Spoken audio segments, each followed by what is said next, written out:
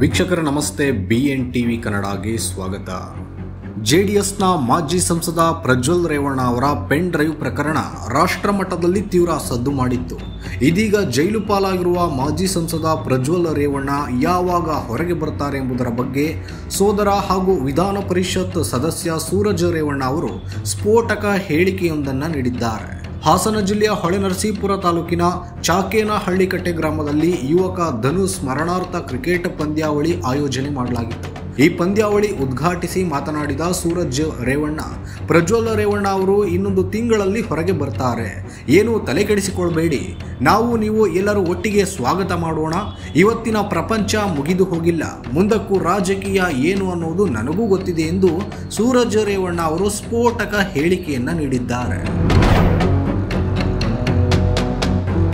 ಇನ್ನು 4-5 ತಿಂಗಳಲ್ಲಿ ಸರ್ಕಾರ ಬದಲಾವಣೆ ಆಗುತ್ತೆ ಎಂದು ಭವಿಷ್ಯ ನುಡಿದಿದ್ದು, ಕೆಲವೇ ತಿಂಗಳಲ್ಲಿ ಸರ್ಕಾರ ಬದಲಾಗುತ್ತದೆ.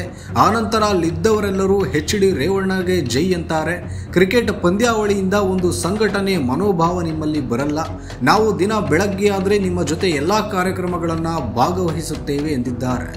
ಇನ್ನು ರೇವಣ್ಣ ಅವರು ಎಲ್ಲ ಹಳ್ಳಿಗಳಿಗೂ ರಸ್ತೆಗಳನ್ನು ಮಾಡಿದ್ರು.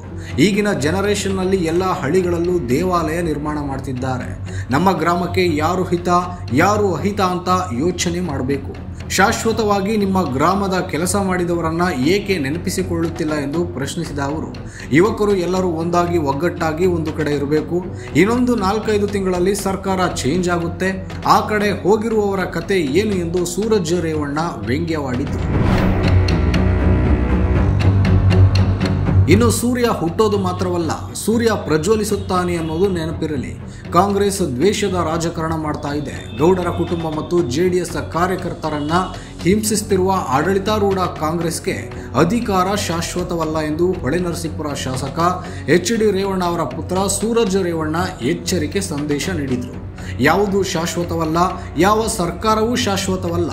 ನಾನು ನನ್ನಿಂದ ಎಲ್ಲ ಅಂತ ಹೇಳುವವರು ಒಮ್ಮೆ ಸ್ಮಶಾನಕ್ಕೆ ಹೋಗಿ ಬನ್ನಿ, ಎಂತೆಂಥವರು ಏನೇನಾಗಿದ್ದಾರೆ ಅನ್ನೋದು ಗೊತ್ತಾಗುತ್ತೆ. ನಾವು ಮಾಡುವ ಒಳ್ಳೆಯ ಕೆಲಸ ಮಾತ್ರ ಈ ಭೂಮಿ ಮೇಲೆ ಉಳಿಯುತ್ತೆ. ಈ ದ್ವೇಷದ ರಾಜಕಾರಣ ಉಳಿಯಲ್ಲ. ಅದನ್ನು ಬಿಟ್ಟು ದಿನ ಬೆಳಗ್ಗೆ ಆದರೆ ರೇವಣ್ಣ ಕುಟುಂಬವನ್ನು ಹೇಗೆ ತುಳಿಯೋದು, ದೇವೇಗೌಡರ ಕುಟುಂಬವನ್ನು ಹೇಗೆ ಮುಗಿಸೋದು ಎಂಬುದನ್ನು ಮಾಡುತ್ತಿದ್ದಾರೆ ಎಂದು ಸರ್ಕಾರದ ವಿರುದ್ಧ ಸೂರಜ್ ರೇವಣ್ಣ ವಾಗ್ದಾಳಿ ನಡೆಸಿದ್ದಾರೆ.